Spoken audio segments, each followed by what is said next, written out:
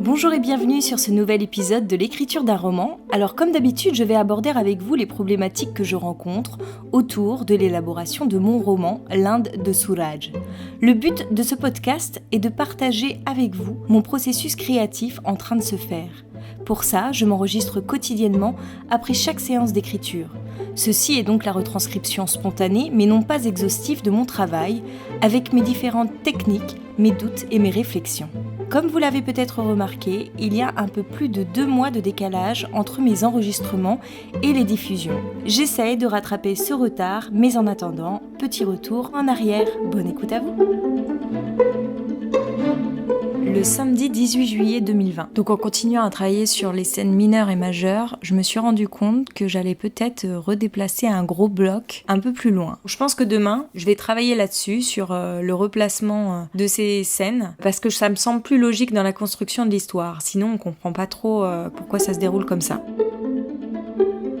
En fait, il me semble aujourd'hui que ça devient urgent de terminer ce roman, puisque ça fait plus de 3 ans que je suis dessus, et qu'il est temps de passer à autre chose. Alors non, je suis pas pressée de passer à autre chose, dans le sens que j'ai pas envie de bâcler la fin, je vais pas bâcler alors que ça fait 3 ans que je peaufine chaque phrase, chaque paragraphe, chaque page de mon livre. Mais disons qu'il faut que j'accélère le rythme pour atteindre un objectif précis. Parce que sinon, je peux comme ça me déliter dans le temps indéfiniment. Et là, il y a quand même d'autres priorités qui vont rentrer en jeu dans ma vie de tous les jours. J'ai envie d'atteindre cet objectif au plus vite pour pouvoir me concentrer sur d'autres choses et de revenir à l'écriture un petit peu plus tard, quand j'aurai un revenu financier régulier, par exemple. Ça, c'est une de mes priorités. Là, ça devient urgent de finir mon livre. Et je pense que je peux le faire, en fait. C'est pas urgent parce que c'est urgent concrètement. Je pense que j'en suis capable aujourd'hui d'arriver au bout et que je suis plus qu'à quelques semaines, quelques mois peut-être de la fin.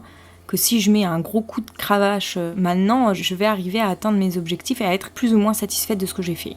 Enfin, plutôt plus satisfaite que moins. Imaginons toutes les maisons d'édition me refusent. Comment je vais prendre le refus de maison d'édition ? Il faut que je m'y prépare psychologiquement. Qu'est-ce que je vais faire de ce refus ? Est-ce que ça va pas complètement m'anéantir ou est-ce que je vais être capable de me relever ? Parce que je pense pas que je pourrais me remettre à écrire tout de suite derrière parce que voilà, comme je disais, je vais avoir d'autres priorités. Donc je pense que ça va me prendre un petit peu tout mon temps, dans un premier temps en tous les cas, et je pourrais pas me remettre à écrire tout de suite. Et je pense que justement pour contrecarrer le refus de maison d'édition, c'est de continuer à écrire, ne pas s'arrêter surtout. Parce que je pense que si on fait une trop longue pause et qu'on a tous ces refus qui viennent s'ajouter à la pause, il y a moyen de perdre totalement confiance en soi. Ouais, j'ai pas trop envie de me projeter dans cette situation, mais je pense que c'est important quand même de se préparer psychologiquement parce que c'est pas évident quand on porte un projet comme ça depuis aussi longtemps qui nous tient tellement à cœur. C'est pas comme si j'avais écrit un roman en 3 mois, que je l'envoie à une maison d'édition et qu'elle me refuse. Bon bah là, à la limite, je me dis je vais passer que 3 mois de ma vie dessus, alors que là ça fait des années que je suis dessus. Alors peut-être pas en temps continu, mais ça fait des années que je travaille et dans ma tête et sur le papier et sur l'ordinateur. Le lundi 20 juillet 2020.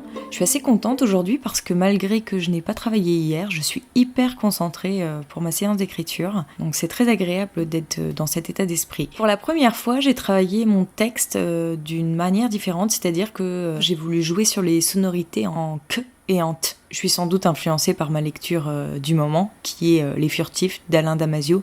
Et lui, c'est un exercice qu'il exploite extrêmement souvent dans sa façon d'écrire. Et c'est quelque chose sur lequel j'avais jamais pensé m'arrêter. Et là, en relisant un paragraphe d'une scène de dispute, je me suis rendu compte que je jouais un peu avec ces sonorités-là. Et du coup, j'ai eu envie d'accentuer le trait. C'est la première fois que je me complais à faire ce genre d'exercice. Je sais pas trop ce que ça va donner. Pour l'instant, il faut encore que je travaille dessus. En fait, il va falloir que je retravaille un petit peu tous les passages, toutes les scènes, en travaillant vraiment le texte en profondeur. En fait, ça, je pourrais le faire une fois que l'histoire sera vraiment bien construite.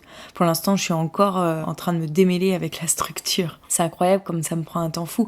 Mais je pense que ça, c'est lié au fait que ça s'inspire d'une histoire vécue. Donc, en fait, j'ai envie de tout raconter plutôt que de laisser mon imagination aller d'un point A à un point B. Et puis aussi, la complexité des personnages est beaucoup plus subtile, beaucoup moins manichéenne que des personnages que j'aurais pu inventer, et ce qui fait qu'il n'y a pas une idée à un moment, c'est plusieurs idées par moment, et donc ça s'entremêle tout ça. La complexité des personnages, leurs contradictions se ressent dans le corps du texte, et du coup il n'y a pas une idée que je peux développer à un moment, il y a toujours plein d'idées qui s'entremêlent. Enfin, ce qu'ils ressentent est tellement complexe parfois que je m'y perds un peu et ça devient incohérent à certains moments. Donc là je suis en train de retravailler ça, je pense que je vais surtout me concentrer là-dessus demain. Donc je suis toujours en train de relire mon texte. Tout en relisant mon texte, je m'appuie sur le résumé des chapitres que j'en ai fait. Dans ce résumé du chapitre, j'ai noté toutes les idées que je souhaitais développer en fonction des passages que je traite. Et donc je reprends ces idées pour les insérer dans le corps du texte. Dès que j'ai des nouvelles idées qui me viennent, je les ajoute à ce résumé. Et du coup, ça me permet à la fois de travailler sur la structure, sur le bon déroulement de l'histoire, sur ses incohérences et ses cohérences, enfin, etc. Et donc là, je suis arrivée dans un moment où justement ça pêche un peu au niveau de la cohérence de mes personnages, au niveau de leurs ressentis, c'est un peu flou. Donc là, il faut que j'arrive à déterminer plus précisément ce qui se passe à l'intérieur d'eux. Je dois parler de plusieurs choses en même temps, et du coup, j'ai tendance à oublier de parler de certaines choses, puisqu'il y a beaucoup de choses qui s'entremêlent en fait. C'est compliqué d'arriver à tout lier, mais si j'oublie de parler de certains trucs, après quand on revient dessus, on comprend plus, parce que ça fait longtemps que je l'ai pas évoqué, du coup on a perdu le fil. Enfin voilà, il s'agit vraiment de garder tous les fils rouges au cours du roman.